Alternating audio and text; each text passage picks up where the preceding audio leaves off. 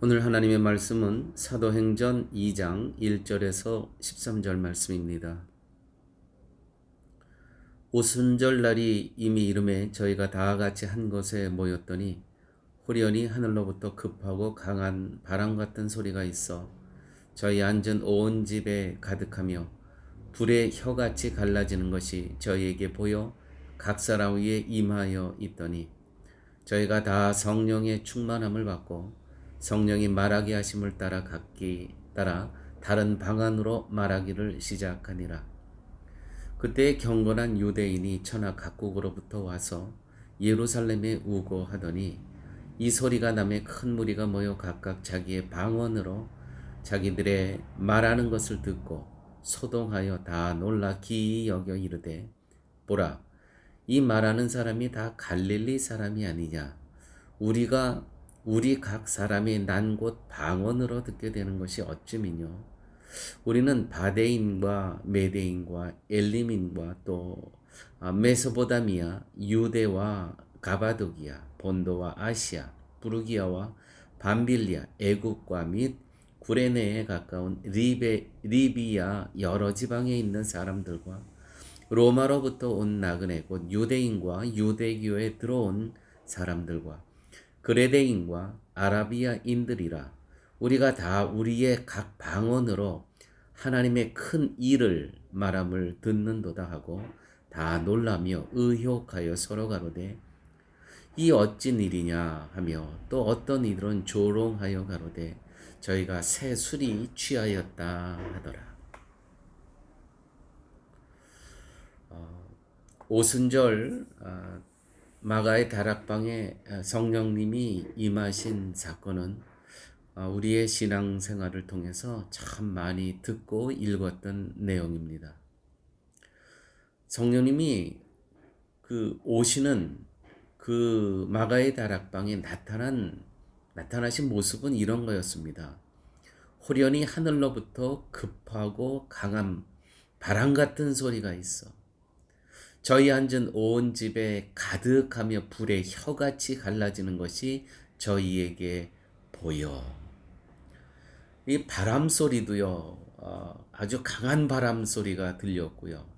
또 이 불이 혀같이 갈라지는 그런 모습도 그들은 보았다는 겁니다. 이게 성령님의 임하신 마가의 다락방의 현장의 모습이었습니다.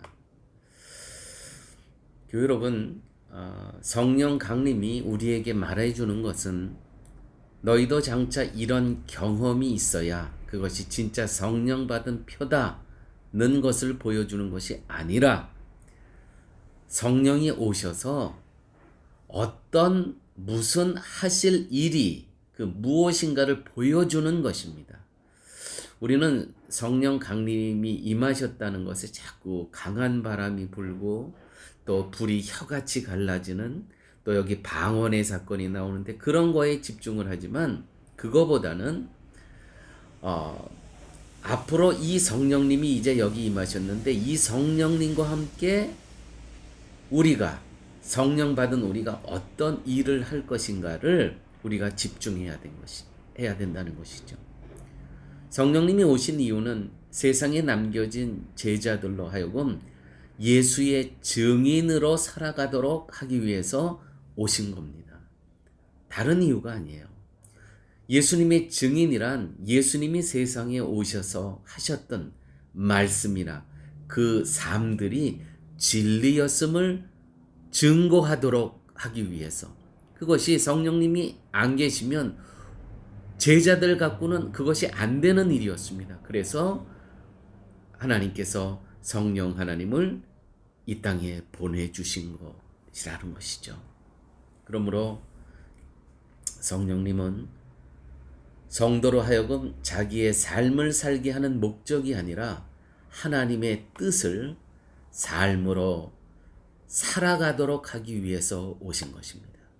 내 삶으로 예수 그리스도께서 사신 삶을 살아내도록 나 혼자 갖고는 그 삶을 살아갈 수가 없습니다. 그래서 성령님께서 도우심으로 동행하심으로 인도하심으로 우리는 예수 그리스도께서 사신 삶과 그 말씀대로 살아갈 수가 있다는 것이죠. 그 목적을 갖고 성령 하나님 이 땅에 오셨다는 것입니다. 성령님은 예수님의 말씀을 삶의 유일한 원칙과 기준으로 삼고 그 원칙대로 그 기준대로 살아가도록 하는 능력으로 오시는 분이 바로 성령님이시라는 것입니다. 세상은 이것으로 심판받을 자와 생명을 얻을 자로 구분되어집니다.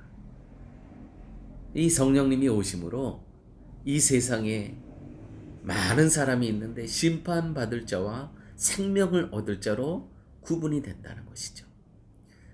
하나님이 예수님을 다시 살리심으로 결국 누가 하나님 보시기에 옳은 것이냐가 증명되었습니다. 만약 예수님의 말씀이 틀렸고 예수님을 죽인 유대인이 옳았다면 예수님은 다시 살아나실 수 없으셨습니다. 부활하실 수가 없으셨습니다. 예수님을 살리심으로 예수님의 모든 것이 옳았음을 하나님이 증명하셨다는 것이죠. 그 증명하심을 이제 증거해야 되는데 세상 사람들에게 우리 육신을 갖고는 우리들로서는 부족하다는 겁니다. 안 된다는 겁니다. 그래서 그 하나님의 하신 일, 예수 그리스도께서 하신 일이 옳았다는 것을 증명하기 위해서 누가 필요해요? 성령 하나님께서 필요하시다는 것이죠. 그래서 그분을 다시 우리에게, 제자들에게 보내주셨다는 겁니다. 인간은 죄인임을 선언하시는 예수님 앞에서 유대인들은 그들의 종교적 행위로 맞섰습니다. 율법적으로 맞섰다는 것이죠. 우리가 어떻게 죄인이 될 수가 있느냐?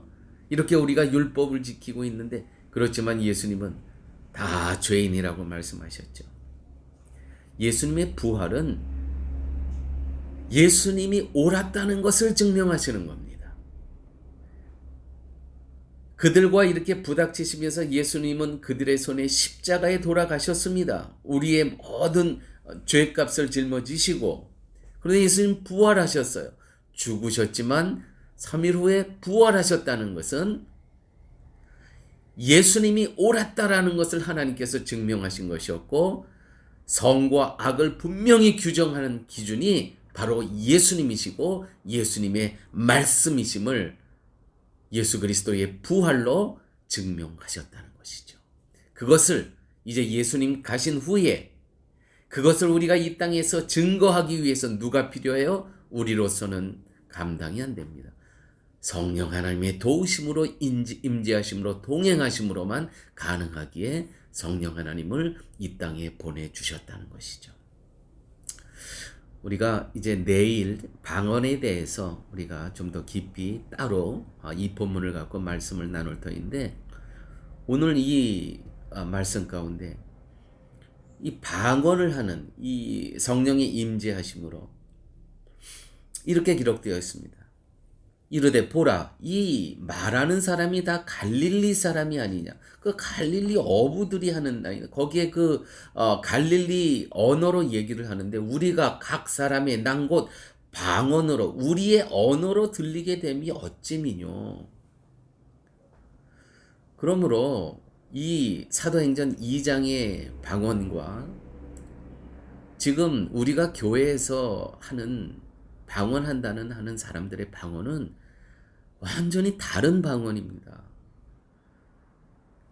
이 갈릴리 사람들이 자기의 언어로, 그 갈릴리의 방언으로 하나님의 큰 일을 이야기하는데, 이게 각자 자기 언어로 들리는 거예요.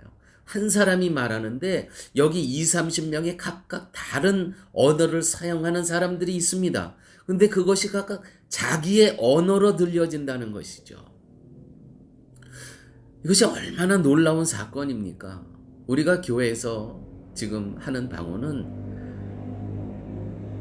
우리는 솔직히 이 부분을 인정해야 됩니다. 자기도 무슨 얘기인지 알아듣지 못하고 또 듣는 사람도 알아듣지 못하는 방언을 하고 있는 겁니다. 물론 이 방언은 고린도 교회에서 이런 방언을 또 합니다.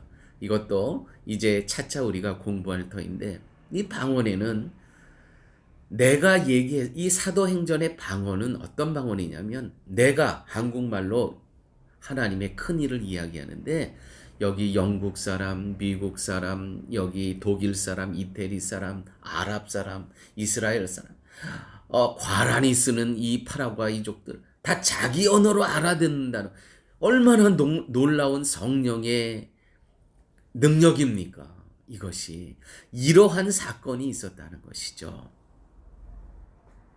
자, 여러분, 말이 나뉘어서 말이 서로 통하지 않게 되었다는 것은 인간이 스스로의 힘을 모아서 자기의 이름을 높이기 위해 하나님에게 도전한 그 사건으로 우리에게, 그 바벨탑 사건 아닙니까? 우리의 언어가 다 갈라지잖아요. 서로가 못 알아듣기 위해서. 그런데 성령이 임한 제자가 말을 할 때 그 말을 각자 자기 언어로 알아들을 수 있었음은 결국 하나님의 큰 뜻이 전달되었음을 뜻하는 것입니다. 오늘 12절 보십시오. 우리가 다 우리의